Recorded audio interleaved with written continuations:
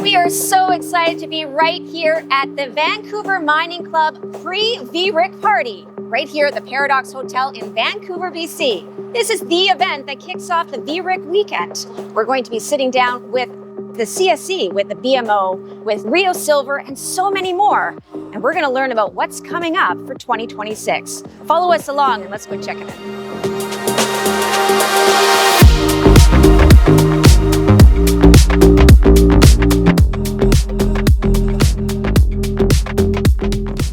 As soon as you walked through the doors, you could feel the energy in the room.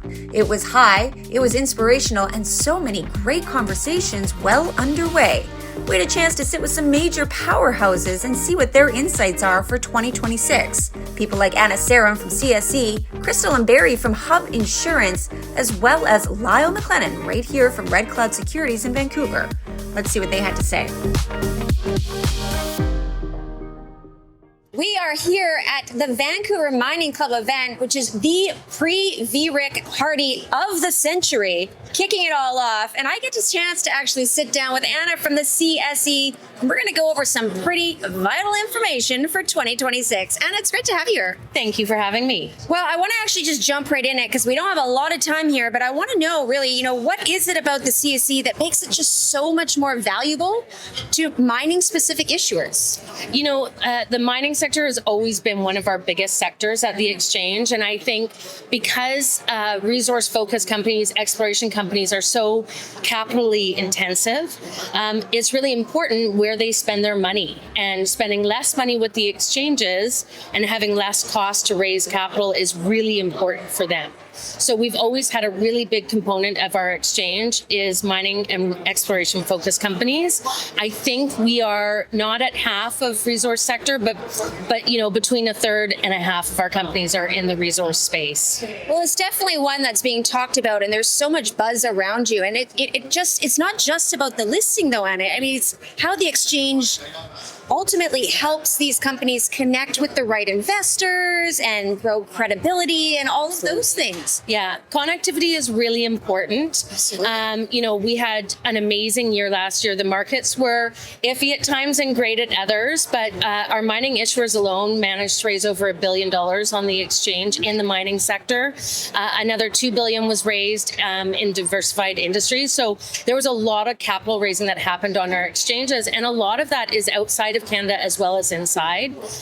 We had the opportunity this year to finally have our CSE issuers on the Interactive Brokers platform, which now allows them to access investors all over the world. Well, there's even more to that I want to touch on too, Yes. which is some really big, exciting news. And it's about the recent acquisition of the Australian sector and the Australian exchange there. That's right. So let's lean into that. How do you actually see that playing out as a mining-focused endeavor, and what opportunities could that open up for the market? Yeah, absolutely. So we've been going to Australia for about 4 or 5 years now. We recognize that our issuers, they want to access the markets in Australia. There's a lot of capital that they can raise. Australians love investing in Canadian projects, whether they're Canadian public companies with projects all over the world or Canadian projects themselves in the mining sector they love. So we've been building relationships while we're going out there, and we ended up building a relationship with the National Stock Exchange of Australia, or the NSXA.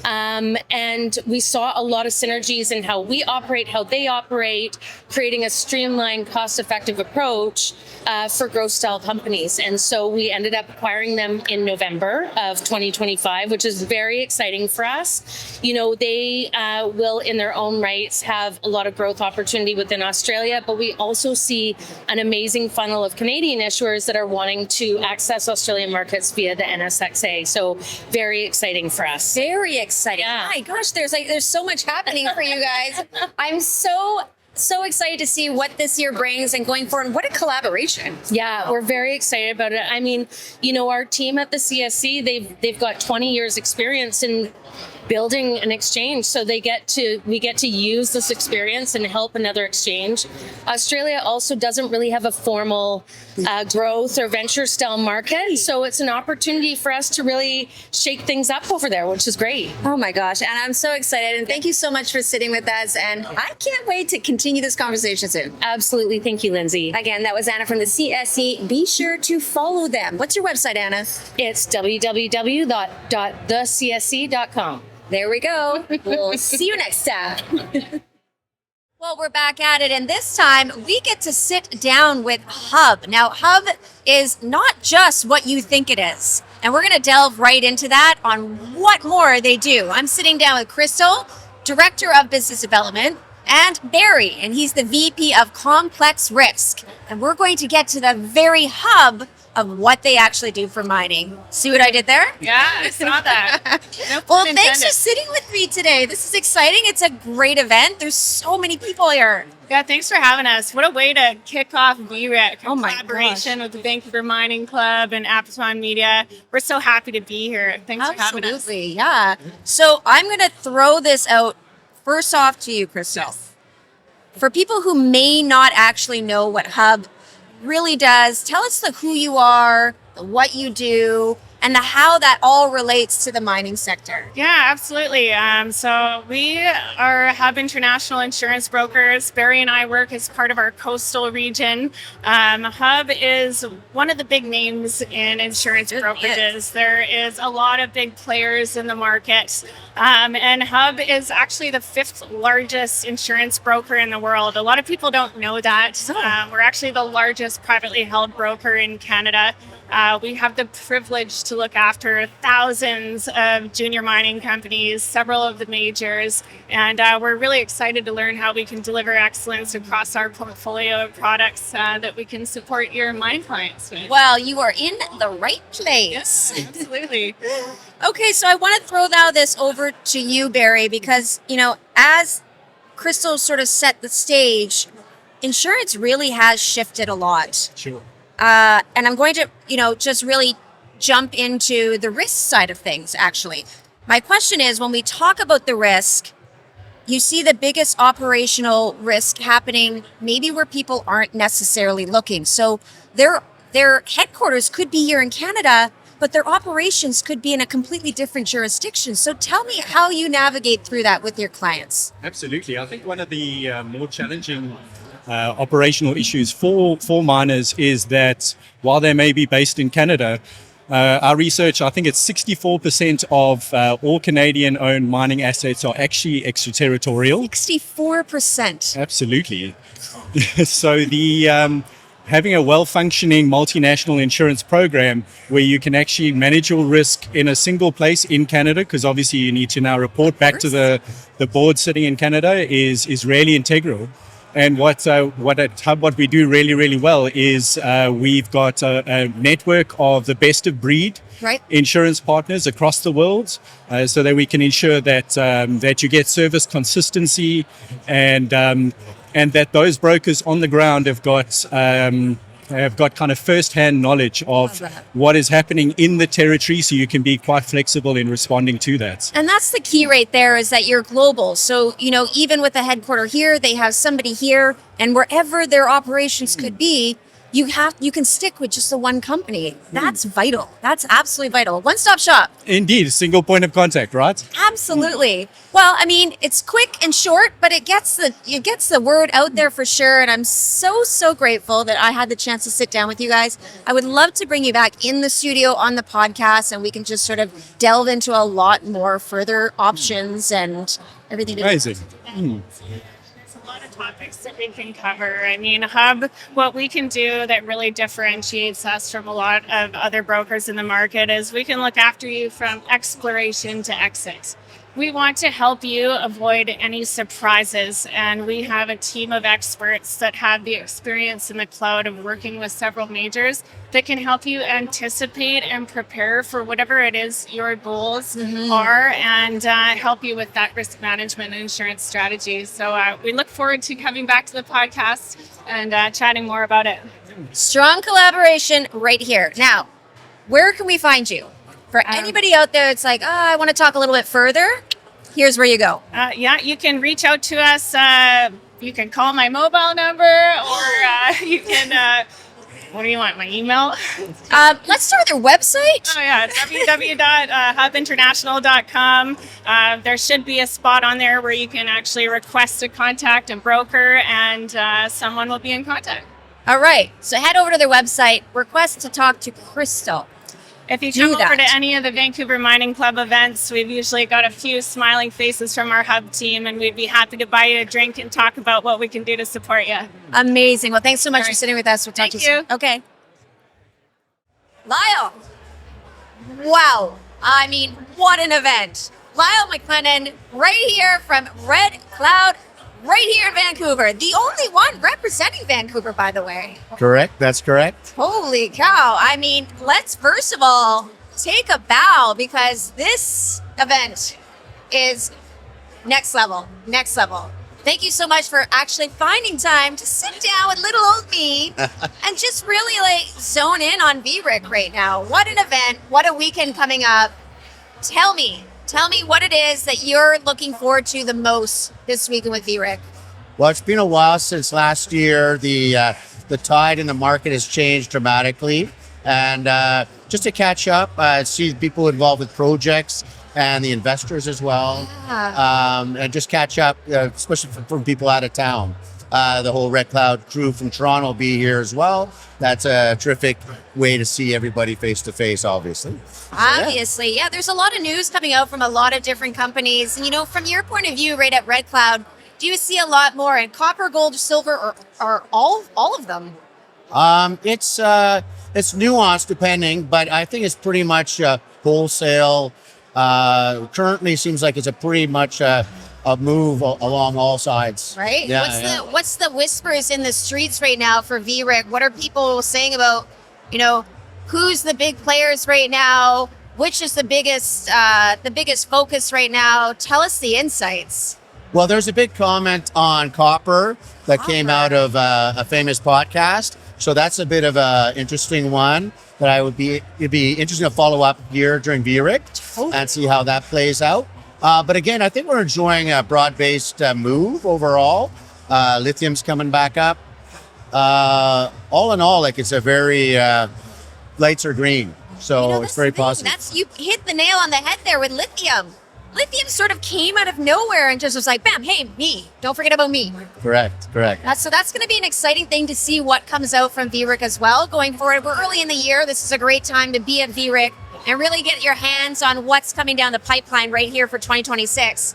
Now, Lyle, you have some pretty big names for sponsorships at this event. I mean, you're talking Apaton Finance, Apaton Capital, Apaton Media, and you also have the CSC, and you have the National Stock Exchange of Australia, as well as BMO. Like, keep going, because there's quite the list. We have quite the list. Indeed, we have Hub Insurance International. Yes, you do. We've got Double View Gold. We've got Rio Silver, RevX Exploration, and to round it off with myself, Lyle McLennan, investment advisor at Red Cloud Securities in Vancouver. There we go. A little shameless plug right there for sure. Indeed. Thank you so much for sitting with us. It's been a great event, and there's so much more to come. And I look forward to seeing you on the floor of VRIC. Likewise. Thank you, Lindsay. Now, up next, sitting with me is the man behind the mission right here at Apaton. Apaton Finance, Apaton Capital, Apaton Media. I mean, he's the one behind all of it. And finally, I get a chance to sit down with the mastermind himself, Mario Host, our big CEO, mastermind, dream keeper, all the things, gatekeeper. Mario, it's so great to sit with you. Thank you. Now, I mean, this is quite the event. Yeah. And every year at VRIC, you come, and what's the first thing that happens for you at VRIC? The first thing that you're like, this is VRIC. What makes it VRIC? I mean, this is a platform where we meet people. The community is here. Yeah. So you just need to be at some spot and people walk by and you can shake hands the entire weekend. Yeah. That's the key thing, is that VRIC really does bring together quite the community. Yeah. And even people that don't normally come to any of the networking events, you get a chance to actually run into them too at the VRIC. So, you know, Jay's done a really great job with bringing that all together. Let's talk about Apaton, because there are still some people, for whatever reason, Mario, still don't quite know about Apaton. So what's, the key takeaways and the elevator pitch about Apaton? Okay, we help entrepreneurs to become to get capitalized, to get funded. Okay. And then we help them to get reach and more relevance with their news, with their progress, with their developments. And we help them to explain the equity story and with content, also with videos, as you know. So that's what we do. So we like to partner with companies that are in a growth stage, Okay. that have a scalable business. And with our reach and relevance in the German-speaking region, we really can help them to get more investors, And institutional and retail investors. That's the clarity that we need. So, we're targeting we're not just going to say precious metals. I mean, what is our target audience? So we make contents available for those who are interested in those industries, those sectors. So we make contents available. So we're not targeting a specific group. We make contents available so the group finds the content. Yeah, so Okay. we are not harvesting email list or a specific platform. No, we make contents accessible for search engines, for AI, for people who are looking for those contents on financial portals. We make it accessible. And this way, the target group finds us. We pull the target group. There's quite a difference between what we do and a lot of the other marketing companies, because we don't have that subscription base. So our following is very natural. It's very organic. And then the way that we do the article writing too, I mean, maybe you can delve into a little bit what makes us so different in our article writing as opposed to other companies. So when we publish contents, when you want to get the audience excited to read the content, and it's a company that nobody has ever heard about it, Yeah. nobody reads something that they don't understand, that they are not interested in. The way we are successful is that we mix 3 companies in an article, and 2 are companies of general interest, Yeah. and 1 company is our client. And this way, people who are looking for the other 2 companies find the information on our client. And this way, it's a very effective, very efficient way to get a lot of people reading the content. So all our contents, when we publish something, we have between 5,000 and 50,000 readers on Amazing. every article. So that's huge for a company that is completely new and nobody has ever heard about it. A junior mining company or biotech company, technology firms, all those companies, when they're new, they don't have an audience. That's and true. this way we get the attention of those who are already in the decision-making process. The readers of our contents are people in the decision-making process, because that's the reason why they pull up the content. And that's the only reason why they pull up the content. Not because we send it out to them. No, they pull it. They read it voluntarily. And the way we write the article is that you don't know who pays for the article, because these 3 companies that I mentioned there are all good. So this way we are very effective and efficient. So what you're doing actually is you're creating a FOMO effect around that company. Yep. And that's key right there. I want to flip over just one more time back to VRIC. What is the key takeaway that you think you're going to look for while here this weekend? I'm looking for companies that are interested in getting financing, Yeah. and at the same time to be attractive for a broader audience in the German-speaking region.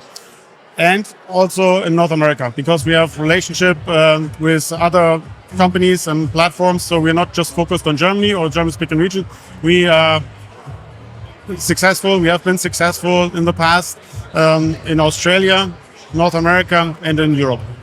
That's true. So our content then starts in Germany, all over Europe, then goes to Australia, then back over to the Americas. And that's global 24 hours a day of content nonstop. I mean, that's a no-brainer, Mario. No-brainer. Thank you so much for sitting with us. This is quite the event. Go enjoy, and we're going to sit down with you soon, I'm sure. Okay, thank you very much, Lindsay. Right here at the Vancouver Mining Club pre-VRIC event, sitting down with Mario Host of Apaton Media. Stay with us as we continue our conversations with so many more to come. As the night continued, so did our conversations. We had a chance to catch up with Chris Verico from Rio Silver, Farjad from Doubleview Gold, as well as Stefan bringing all your logistics needs right to the table, right from Javelin Global Commodities. Now, the charity for the night was a very, very special one. Georgia from the LLSC breaks down exactly what they do, how it's changing lives, and how you can be part of that community as well. Let's see what they had to say. Well, welcome back. We are so excited to be sitting down right now with Chris from Rio Silver. Chris, how has the event been for you? This is a phenomenal event. Just a precursor to the VRIC, and Right? and the buzz is high. The buzz is definitely hot here for sure. And with that, there comes a lot of conversation around, of course, the mining and is it silver, is it gold, is it copper? But one thing that people are talking about a little bit more right now is permitting. And we're going to dive a little bit into that now, Chris. I've heard that the permitting process right now can be the biggest hurdle that companies are facing. So if we break down the difference here, what would be the reason why, say, a fully permitted project could be worth more sometimes than a big discovery? Well, none of us are getting any younger, This is true. and permitting cycles are getting longer. No. So I had a great, fantastic disseminated silver project that we sold to Magma Silver just about a year ago, because I started to realize I'm running out of time. Right. And my background is actually mining. I'm a contract miner in my first half of my life. I built a dozen mines in the Yukon as a young man. Hung around with the geologists, the engineers, drinking coffee at night, learning about the business. Yeah. And those guys all came around about in the late, 2000s. They all started going to Peru, and Peru started opening up. The same rocks as the Yukon, it's in Peru. Same rocks, a lot of the same geologists. So I followed those guys around, and I met a girl named Joey Fries, and I'd help her go public with Candente in 2000. And I've been working in Peru ever since. My wife is Peruvian. We're all about Peru. We love Peru, the jurisdiction, and the fact that we can operate the way we are now through an artisanal permit, which is basically a provisional license, which we will graduate to a regular license in 18 months to 2 years. And once you have a regular license, a license is a license. Right. So it's the only jurisdiction in the world, or the Americas for sure, that you can fast track yourself to a real full license in 2 years. 2 years. Wow, that's And phenomenal. you can produce in the meantime. Wow. So Okay. that's Well, once the project has all been permitted and that's all in place, how does that change the way investors and companies look at it compared to a project that maybe just has some great rocks but no approval? well. We're hoping by the end of the year to be at a run rate. I have to be careful because there's no preliminary PEA economic assessment to support my nonsense. But if we're at a run rate of 20,000 ounces a month, 10,000 tons, 20,000 ounces a month, or 1,000 tons, sorry, people will start to take notice. Right. And the style of mineralization here, once you get one heading hole, then you get two, and then 6 months later you get four. And that's how you build these things out and build your tonnage. And you just kind of do it organically. And that's just the way Peruvians have been doing it since the dawn of time. Right. And SilverX, our neighbors right across the valley from us, and numerous others, the same model. You start and you just keep incrementally expanding with the number of working faces. And we're in a very high grade section of that whole basin. Absolutely. The project was held out for 18 months. 18 years. By the 18 years. by the previous vendors, and they didn't even want to sell it. They owed us some money in a previous transaction, and so I said, you can have 10% of the company, and we sort of swapped debt, and so we're now payment free and royalty free, and we got an extremely high grade piece of rock that's all intact. It's all in situ, whereas other companies have been mining. These were all base metals mines in the past. So they've been mining for 30, 50 years there. Our piece of rock is less base metals poor, precious metals rich, but it wasn't of interest years ago. The gold and silver wasn't worth very much. now very different. So now it's all changed. Yeah. And so now and we have all of our mineral is intact, where everybody else's, their stuff has been mined for 30, 40 years. Oh. And they still have great mines and great prognosis.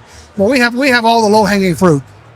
Well, Chris, I mean, it's a great story for sure. Tell me, what are you looking forward to most this weekend with VRIC?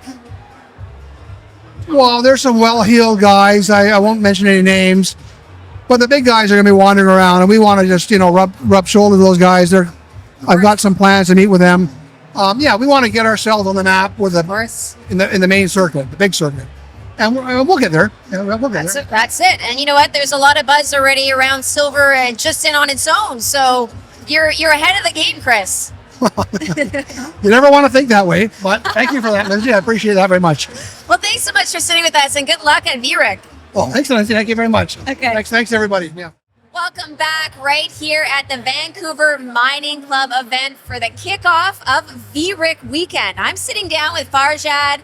He is here with Double View Gold. It's great to have you sit with us. How's the event been?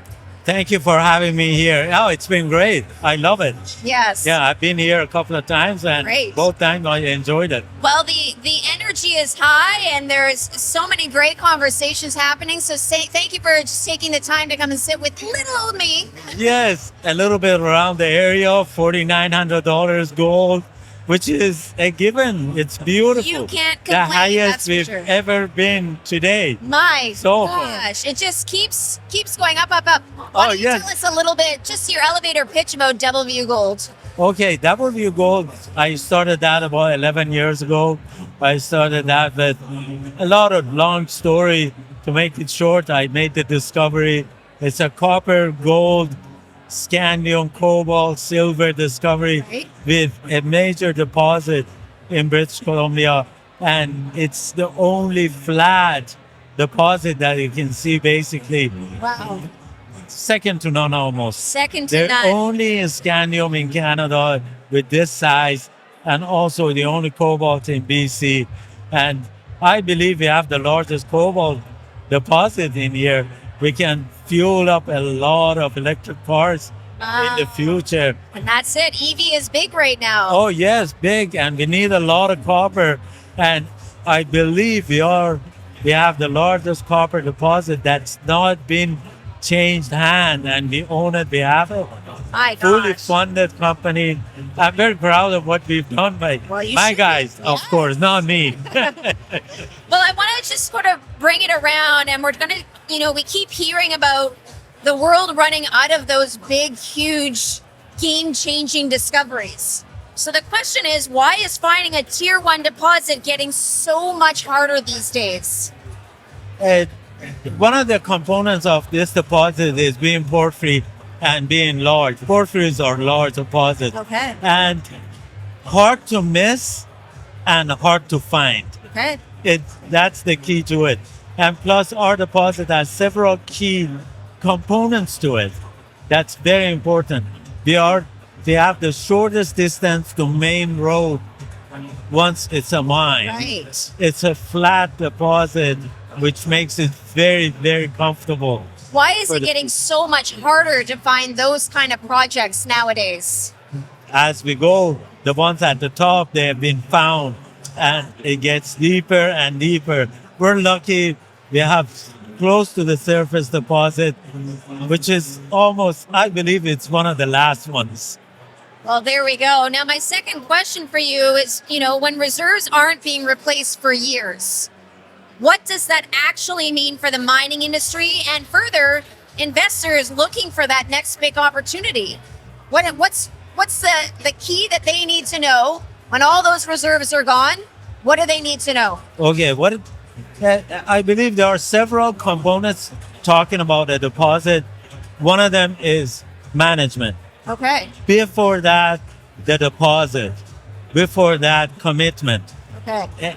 If you see all of that in one basket, you're looking at a very important deposit.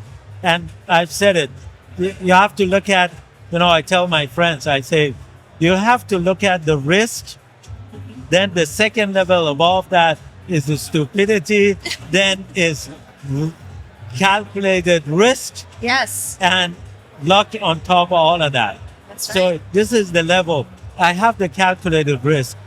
I mortgaged my house to discover this deposit. It tells you I did the calculation on the risk, and we have this discovery, which is very large one. And it tells the others, I'm the largest shareholder in the company. We surpassed $300 million market cap. Soon the PEA is coming. You have to look at what the management talking about the future. Right. PEA, MRE2, further metallurgy. Okay. Several majors are looking at us. Those are all the key components that are buzzwords, and you have to spend time to do it, the review, and go into investment. That's what makes an investment successful. Fair enough. I have, not including my family, I have 28 million shares of the company. That tells you, if I put my money where my mouth is, then it makes it a viable target to invest in. Fair enough. Well, this has been some great insights. Thank you again for sitting with me. Enjoy VRIC, enjoy the event tonight, and I'm sure we'll talk soon. Thank you. Thank you very much, Lindsay, Now, for one more having question me. for you. Where do we find you? What's your website? The website is www.doubleview.ca, There you go. and our stock ticker is TSXV DBG, David Bravo There we go. George. On the venture, www.doubleview.ca. Perfect. Thank you again. We'll talk soon. Thank you very much for having me. Okay. Stefan, Yes, Lindsay. we're back here, right here at the Vancouver Mining Club event. I'm so excited to be sitting down with you, Stefan, from Javelin Global Commodities. Very important. Very important. Okay, so I got that one right. Why don't you tell us a little bit about Javelin Global, what you do, how you do it, and how that all brings together the mining world? So, around 10 and a half years ago, Yeah. there was an investment banker and there was a commodity trading guy who was the head of bulk commodity trading. And they decided to pull out the bulk commodity trading desk Right. in Goldman. And in 10 years, they've gone from black to gold. No. Because in 2015, black and bulk commodities was coal. It was thermal coal, and more thermal coal.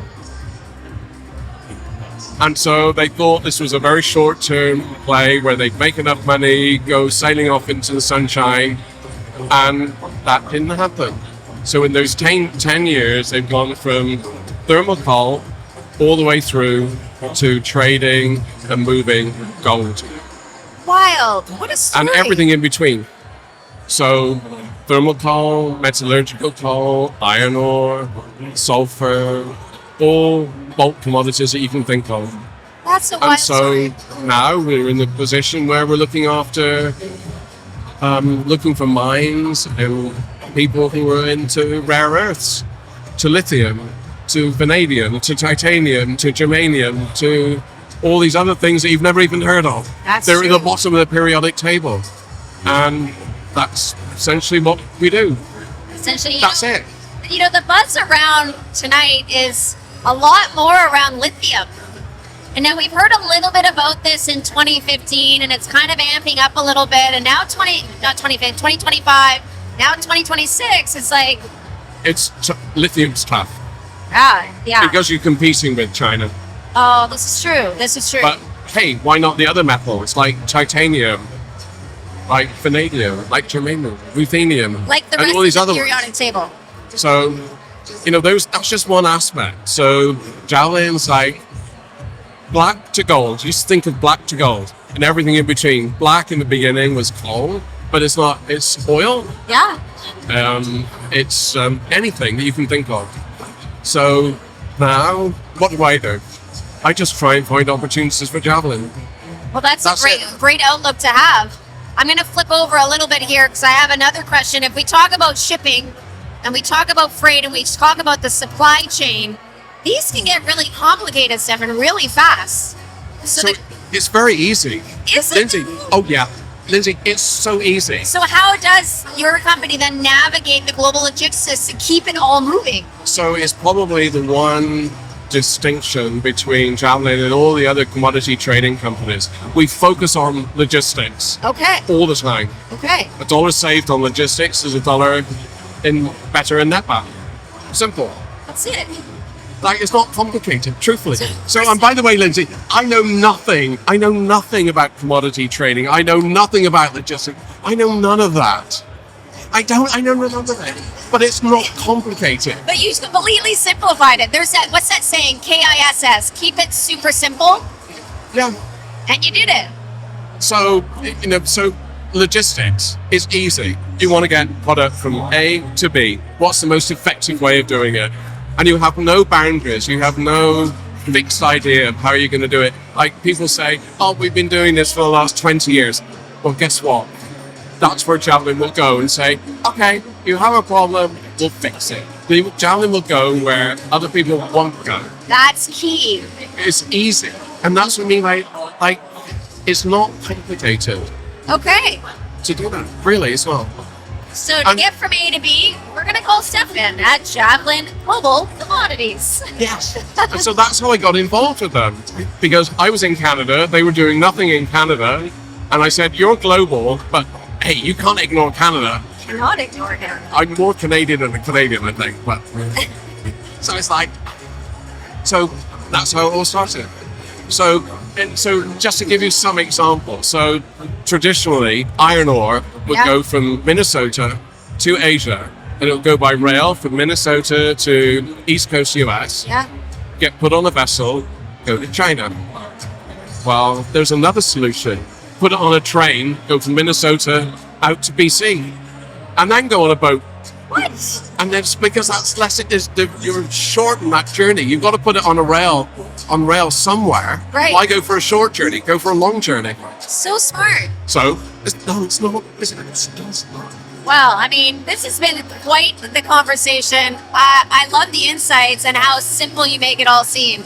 And so, hey, we're in BC. We're in BC. We're in BC. I don't live in BC. Right now, we're in BC. Yes. BC. So you've got Vancouver, which is a very crowded port. Portal. You've got Prince Rupert, which is a shorter journey over to Asia. Yeah. And you've got one other port, which people forget. Where? Stewart. Stewart? It's the most northerly, ice-free port on the whole west coast. Really? Yeah. My gosh. And so you just look at it and say, okay, I'm going to go from A to B. So we to just give you some concept. Yeah. We probably ship 60 or 70 million tons of bulk commodities. We're probably the largest exporter of bulk commodities from North America. Wow. We either own or part own half a dozen coal mines. Yeah. And I really want a coal mine. Really wants a coal mine, just saying.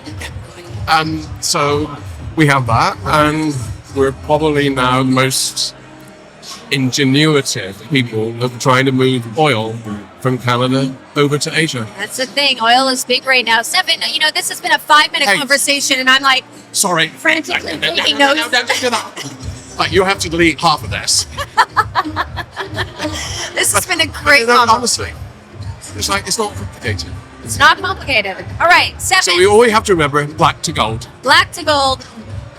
Javelin Global Commodities. What's your website? Where can we find you? JavelinGlobalCommodities.com. And there it is. Simplified again. Javelin Global Commodities. I Right probably there. got all that wrong, but whatever. Thanks so much for sitting with us. Enjoy VRIC. We'll see you soon. Our next guest here is something that just is so near and dear to my heart, and I'm so excited to be able to sit down with you, Georgia. Now, we're talking right now with Georgia from the LLSC, and I'm gonna hand over the mic because I don't do it any justice. What does LLSC stand for? And really, we're going to dive into a couple quick questions after that as well. But let's start with that one. Yeah. First of all, welcome. Thank you. Thank you so much for having me. I'm so excited to be here. So I represent the Leukemia Lymphoma Society of Canada, LLSC. It's a little bit of a mouthful. And the mission of our organization is to cure blood cancer. and to improve the quality of life of anyone impacted. My gosh. Unfortunately, blood cancers are the most commonly diagnosed childhood cancer. Yes, we work with a lot of kids, unfortunately. But what we aim to do is support people every single step of the way. So whether that's the patient themselves, their parents, their caregivers, we equip teachers, healthcare workers, just to improve their quality of life and supply them with free vital support services that they need during a really difficult time. And this is, in the mining community, it's a pretty tight community, but to have somebody like you come in and you can actually, yes, mining is making a difference for sure, but you're changing lives. And I mean, just sitting here I'm just stunned. Like, I'm sitting here looking at you and I'm just starstruck because I'm like, there's so many things I want to ask and so many things that I just want to adore about everything that you do. But one of the questions that does come up is, when you think about donating, maybe there's one thing that you wish everyone knew about the difference between support actually making that happen, and maybe even like a story that that maybe you can tell us that really impacted somebody's life. Somebody's journey, yeah. Well, I'll start with a story because I've been with the organization for 5 years, and I'm really, really lucky that I've been able to meet so many incredible people and be there for them during such a difficult time in their life. Just one thing I can think of that happened recently was, as you know, British Columbia is a huge province. It is. Geographically. So we have a lot of communities in the interior and rural communities. So when those people receive a blood cancer diagnosis, not only are they facing the shock of that diagnosis, but then they have to uproot their lives and get to Vancouver for treatment because this is where the cancer hub is for bone marrow transplants and the treatment they need. So not only are you facing that personal shock of this diagnosis, you have to figure out financially how are you going to get there. And recently, actually, we heard from a man in his 80s who lived in one of those rural communities. Okay. He called us. He lived alone, couldn't drive. He was in the middle of chemotherapy, and he was actually considering just quitting his chemotherapy altogether because he couldn't get to his appointments. So obviously, this is horrible to hear that someone's in this position, but that's when our organization was able to provide him with a transportation subsidy so that he could get to where he needs to be, which is at those life-saving appointments. And that's the thing, it's just story after story after story like this where people don't know where to go, they don't know where to start, and having places like with you where they can get the resources and the help they need. Sponsoring an event like this, I can't even begin to thank you enough for being a part of this community, being a part of your community, and for all of those people that are out there that are wanting to donate, they're wanting to learn more. Tell us how to do that properly. Yeah, absolutely. Well, we have a variety of different ways that you can support us. I actually personally work on a campaign called Visionaries of the Year, which is what brought me to this fantastic event. Okay. Essentially, in a nutshell, it's a 10-week philanthropic competition that happens all across Canada. No. In Vancouver, Toronto, Halifax, and Montreal.